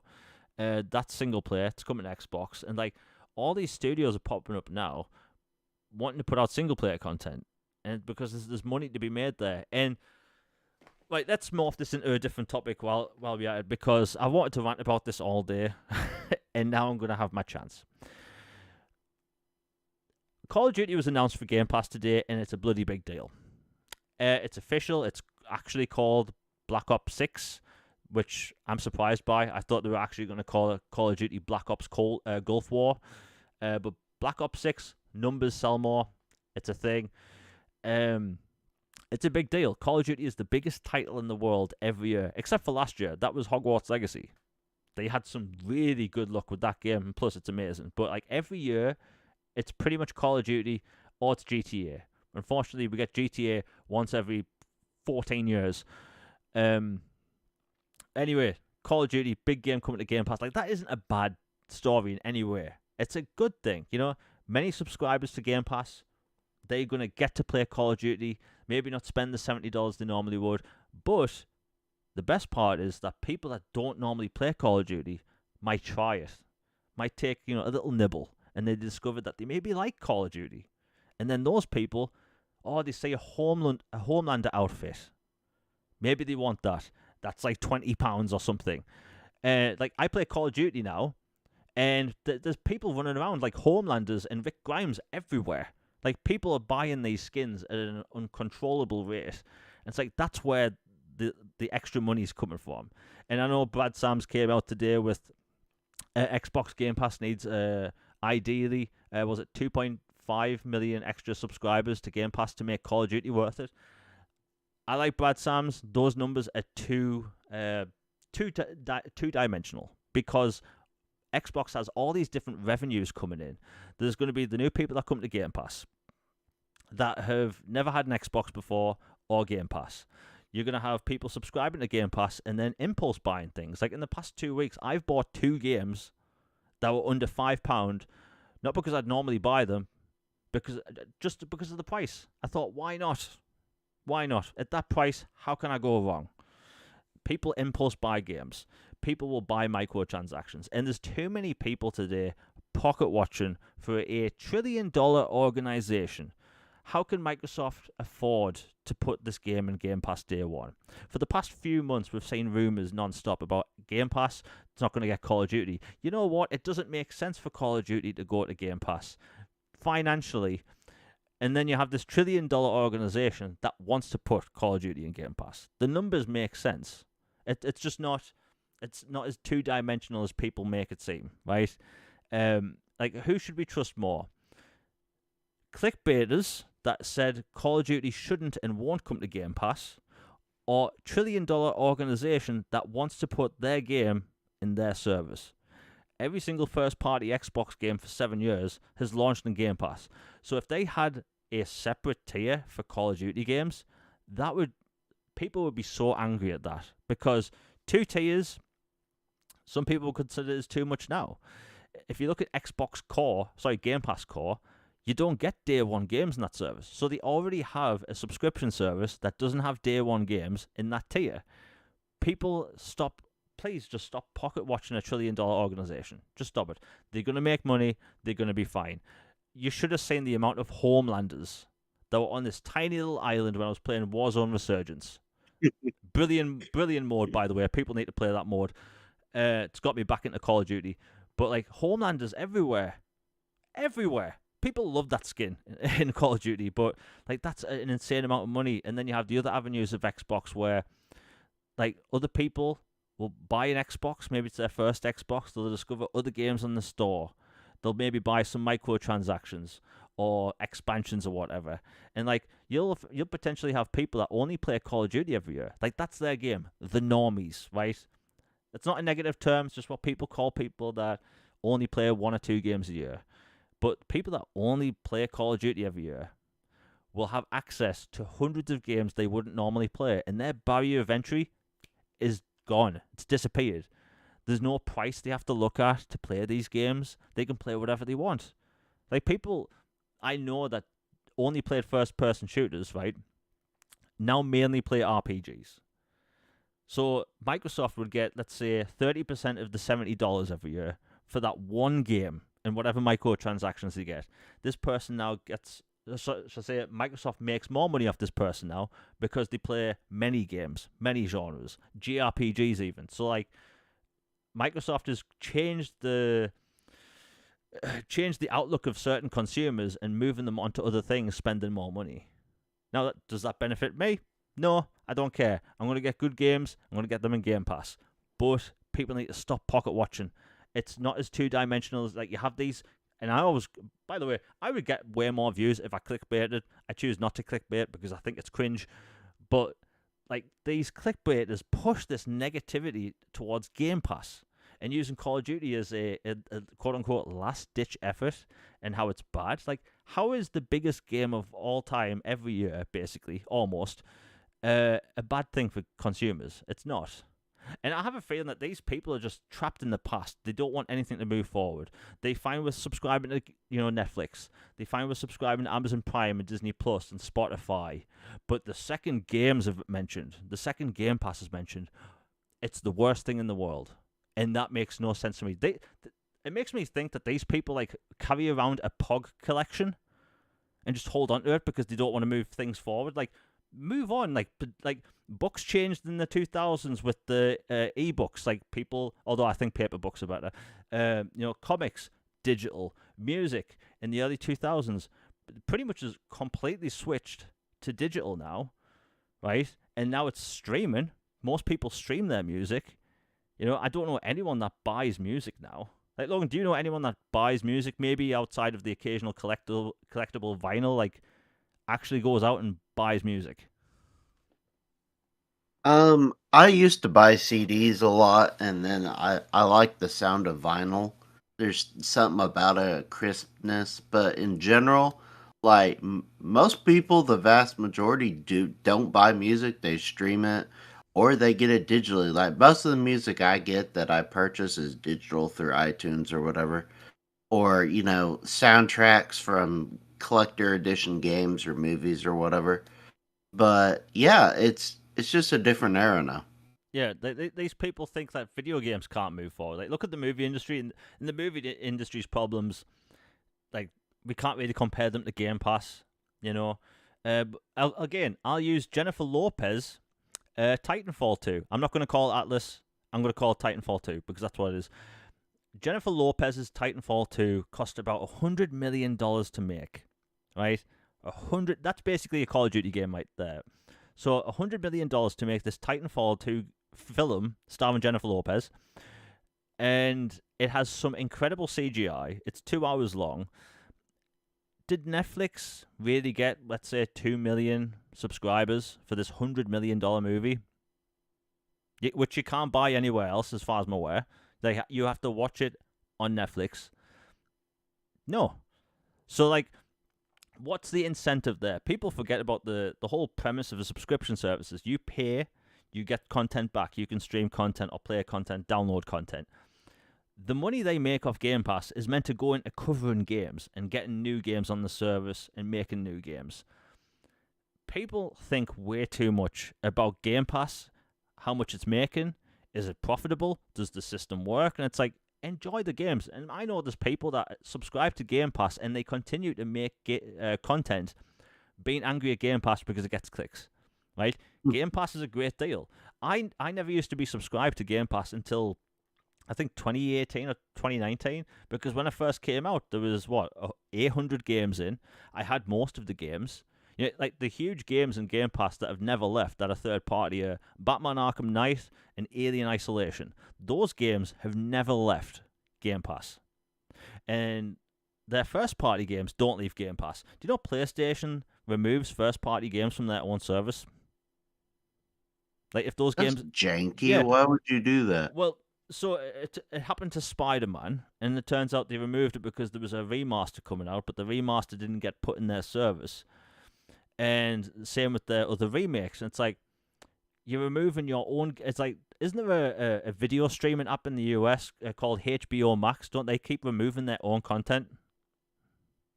Yeah, it's been very bizarre. Like, it makes no sense. If it's your content, you have no obligations to remove it. It's weird. I don't get it. But, like, people, like, I see people get concerned about the future of, like, gaming. It's like, the future of gaming, people shouldn't be worried about, excuse me, people shouldn't be worried about prices going up. People shouldn't be worried about subscription services. People need to be worried about the future. I mean, down the road, because you have these gamers, a lot of gamers right now, that they were introduced to video games with Fortnite, with Warzone and Apex. The concept of buying a console to play a video game which you buy is alien to them. Alien. Doesn't make any sense. Why would you buy a piece of hardware to buy a game? It doesn't make any sense to them. Those people are now getting older. And those people still have that frame of mind, right? Why should I, like, let's say someone's kid played on their father or mother's PlayStation or Xbox. The whole concept of buying a console doesn't make sense to them. So they get older, they can now play their free-to-play games on mobile. Fortnite, Warzone, available on mobile. And those games are popping off. Their frame of mind is playing these multiplayer games you get for free for life. Yes, they'll invest money in skins, but like down the road, there's less and less hardcore gamers popping up buying these, consoles for hardcore games, just because how people are growing up now. You have the TikTok generation where, excuse me, where they are on TikTok and they need two pieces of video in the same piece of content to keep their attention. Like everyone's seen those clips, and it's weird. The future's weird. Like Microsoft and Sony, they aren't worrying about people subscribing to their services now because Call of Duty is going to be in the service or whatever. They're concerned for like years down the road because the games we're getting now, these hardcore single player games, the multiplayer centric free to play gamer, they don't care. Like that's what we should be worried about. And fortunately, things like Game Pass can get people into trying other things. Like I've said, I know people that play first-person shooters. They now play RPGs as a main thing. They need that to work. Xbox Game Pass will let other people experience other stuff. Essentially, I hate using the term free, but if you're subscribed, you can play them essentially for free. And like Logan, you have to admit, like there's a ridiculous amount of gamers growing up now. Like the whole thought of buying a game, like people get Roblox money cards and Fortnite points for Christmas. The concept of buying a game and getting a game is weird to them. Yeah, it blows my mind, like the amount of people I've started to encounter that are like, "Oh yeah, we just play it on this or that," or Fortnite this, or PUBG that, or this battle royale, or this quick play this game or that, where it's like just constantly an evolution experience, or just ever changing, or just like these big multiplayer events, and that they just keep on living. They're the black hole games, and the fact that they're available anywhere, and the fact that they're quote free, so you get in the door free to play, but then you can buy stuff if you want or not. To where they're like, why would I pay hundreds of dollars for a console and have to sit in front of my TV, or buy a super expensive rig to play at a desk or something when I can do this? Like, I get it from a cost analysis perspective, but it's just culturally different to me. And I'm a console guy and will always be a console guy. But yeah, it's definitely something new that they're having to deal with. And this might sound like a crazy, like, thermonuclear take, but like, honestly, the hardcore gamers have severely underestimated the power of the Candy Crush soccer moms and the casual, like, normie gamers, like you said. Like, the money that Candy Crush alone makes, from everybody from your mom to your grandmother to a 6-year-old nephew to you to whatever, or like these League of Legend type games, or you how do you think Tencent has made such an unseemly amount of money? Like all this kind of stuff, to where like we like to insulate ourselves in this Twitter bubble, but at the end of the day, like these companies have a far different playing field of information than we do. Yeah. So like you said, like while people are arguing on Twitter thinking this is the end of everything, people freaking out because Game Pass is going to get Call of Duty. There's people freaking out because Doom may be multi-platform. The truth is the future of gaming looks weird. Xbox and PlayStation are looking to have mobile stores on iPhones. You know how crazy that is? Like, that is a weird timeline we're living in. So, like, they are preparing for the future because, again, these gamers that don't want to buy a console for a game that they can play on the phone for free, like, if they have access to those games on their phone, then they're more likely to play them. But like, it's a weird future ahead. Like, if I only played free-to-play games, or I was forced to only play free-to-play shooters, I'd probably jump out the window in front of a moving train, because that, to me, sounds horrifying. Like, Yeah. that is something I won't do. I like sitting in my little, closed bubble with single-player games and playing Call of Duty every week. But that's it. That's where I draw the line. But the future's just a weird place for gamers. And like you said, the quote unquote soccer moms, like they get a lot of money. Should I say Activision from them? Like, I don't know why. By the way, bit of a tangent. I don't know what these people buy in these dual games. Do they buy extra levels, power? I don't know. I don't really care. But like, they spend a ridiculous amount of money on these microtransactions, and then they pop out a kid, and then that kid likes Fortnite, but they only like Fortnite. And then what? They're gonna buy a PlayStation, and Xbox for a free-to-play game they can play on the phone? Like, it's a weird future. Microsoft and Sony. It doesn't really apply to Nintendo. like everything that's going on in the world right now, when it comes to gaming, Nintendo's just sitting on the sidelines raking in like the money off like 10 million sales of their games. It's crazy, but the future of gaming is weird. I will always cherish like AAA games and any game basically that's not free to play. Most games that are free to play are just terrible in my opinion. Anyway, been ranting a bit, but Call of Duty coming to Game Pass is a big deal, and it's a Black Ops game. Black Ops has a particular fandom that other Call of Duty games don't have. It's been a while since we've had a Call of Duty Black Ops game. Black Ops tends to have the best zombies. There's a huge zombie community waiting for proper zombies, because zombies mode right now in Modern Warfare 3 is essentially an extraction mode. It's fun, by the way. It's really fun, but like for traditional zombies fans, which there are millions of them, they've had no new zombies content really for years. So like, this is going to be a full-length campaign in this Call of Duty game. I think it's been in development for 5 years total. It has, multiplayer with all the maps people love. There's obviously going to be Nuketown again. Nuketown's one of the best maps ever, so why not? They're going to have a full-on zombies mode. I don't know if I already said it, but a full-length campaign. Modern Warfare 3 was slated in the reviews last year because it's a short campaign. It was essentially going to be a expansion, but Activision decided to charge full price for it and make it its own game, and it sold like 21 million copies in 6 weeks. Even though it got like 6 or 7 out of 10, people were hating on it. That sold a ridiculous amount of copies, and I wouldn't even consider it a full COD title. So like, Microsoft's going to be fine. And it's just like the fact that we have good news. New studio announcement partnering with Xbox. You have new Japanese games coming to Xbox. Square Enix is actually getting their act together, finally. And Call of Duty coming to Game Pass is a big deal.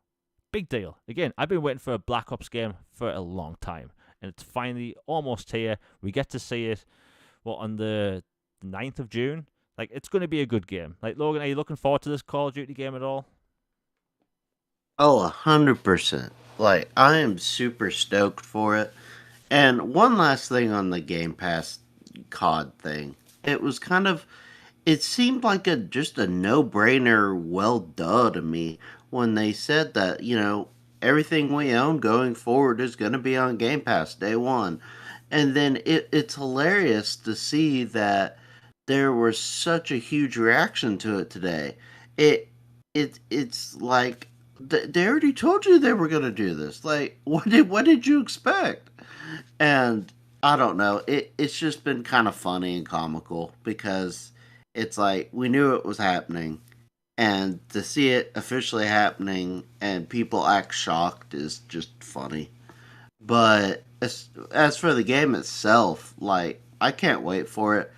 Black Ops has always been super nitty gritty, kind of like throw in some historical figures like a Reagan or a Castro or a, whatever, and then like, throw in CIA controversies and like alter history slightly, and just, I don't know. I really like the vibes in particular of the Black Ops campaigns. So I am so hyped for this one. Yeah, I do like the historical aspect they do with Black Ops, and I saw the trailer today, and I swear I saw Bill Clinton and Margaret Thatcher. Like, that's a combination I never thought I'd see in a video game. Call of Duty, Bill Clinton, Margaret Thatcher. Okay. Skins coming soon. Yeah. Oh, let me tell you, as a British person, if we can buy Margaret Thatcher skins, like Warzone is just going to be like 100 Margaret Thatcher's dropping. But like, like Black Ops, particularly, they go pretty wild with their stories. Like, they really don't hold punches. So like, I expect this to be a really good campaign with maybe pushing some boundaries we're not used to seeing in gaming. Again, I want more games to do this. And when it comes to first-person shooter campaigns, let me tell you, I bloody love them. But we rarely get them these days. Like, I play open world action RPGs all the time. And if I get burnout, I play a Call of Duty campaign. It works every single time. It helps you get your gaming mojo back. But Hmm. nothing really hits like a Call of Duty campaign. So it's a big deal. And it's probably going to be one of the biggest Call of Duties in a long time. Because, again, people wanted a new Black Ops game for years. Like, the last time we got Black Ops was Black Ops Cold War with the launch of the Xbox One X. Sorry, Series X and PlayStation 5. So, like, it's been a while. It's going to be huge. And when it comes to all that stuff, the Game Pass detractors, people are saying that they're now going to boycott the game. No, you're not. No, no, God. no, you're not. Do you know what happens when people say they're not going to buy this year's Call of Duty every single year? They go out and buy it. They do. I only, up until this year, really, I only play the campaigns. And in the past 10 years, I've skipped, I think, 2 Call of Duty games. That being Black Ops 4 and Vanguard. Now, Black Ops 4 didn't have a campaign, so like I was out. I don't want to play it. And when it came to World War Two again, I've played enough World War Two shooters.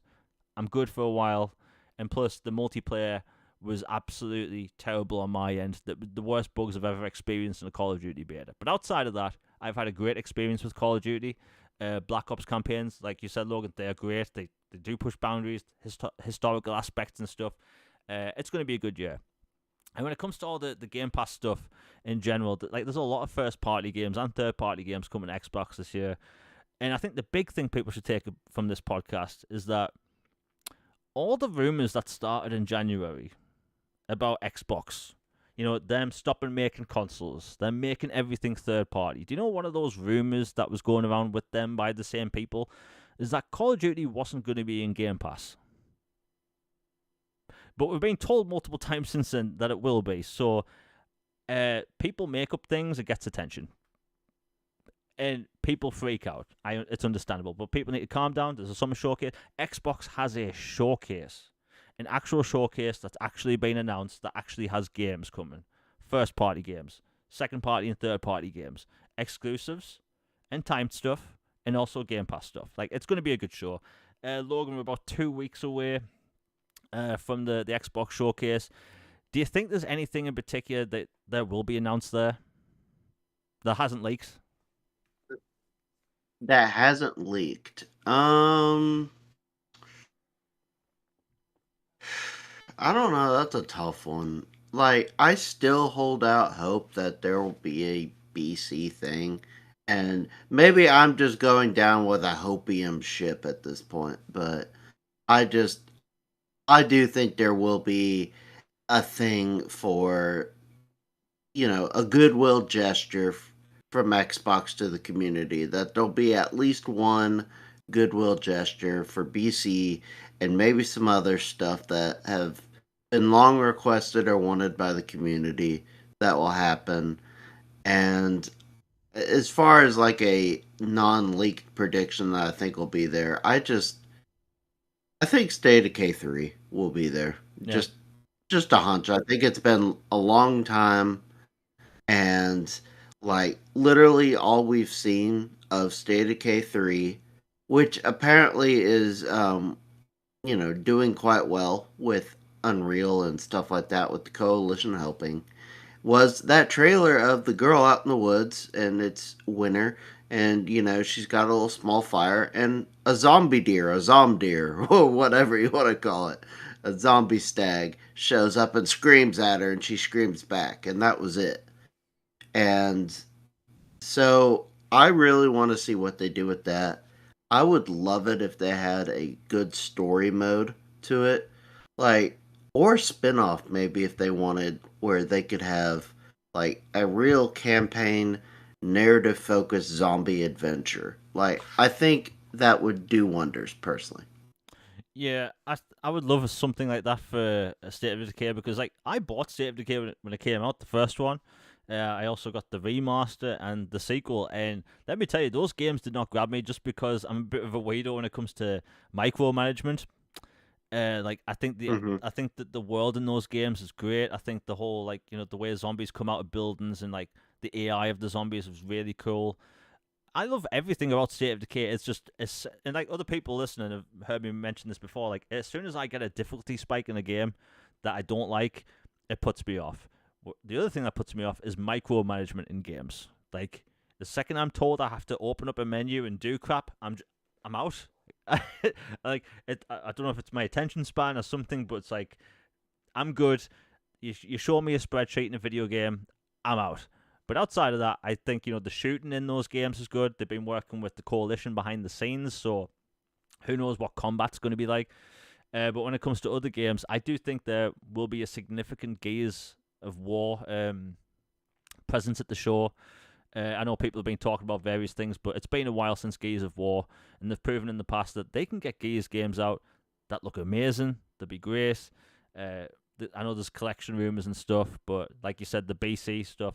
I think it's going to be a good show. I think just too many people are taking everything way too seriously or to heart. It's just games. People need to enjoy them. It's going to be a good. Remember, Xbox has a showcase that's actually been announced along with a roadmap, and that roadmap is going to get bigger. Hashtag shade. Yeah, uh, I can't help it, man. Like I see those posts today, and people are just clamoring for. Like I want PlayStation, by the way, to have a showcase. Like I want to see what they've been working on, and I've enjoyed some of their past state of plays or whatever they called. Like I would love Nintendo to put out a show. I missed the time of E3 where we got all these different shows, and you had like a full week of shows to look forward to every year. And now, like Sony, they don't do shows that often. Nintendo, they don't do them that often, and they never live. Um, I would love for it to go back to like 10 years ago. And yes, this is an Xbox channel and an Xbox podcast, but I think it's just cool to see what everyone's been working on. So, like, hopefully, those gamers will be settled at some point. But man, like people are thirsty. That's why all the negative Xbox news is being pushed. Anyway, what was I saying? Yeah, so today's been awesome. Everyone in chat's been amazing. Again, no bots in Twitter.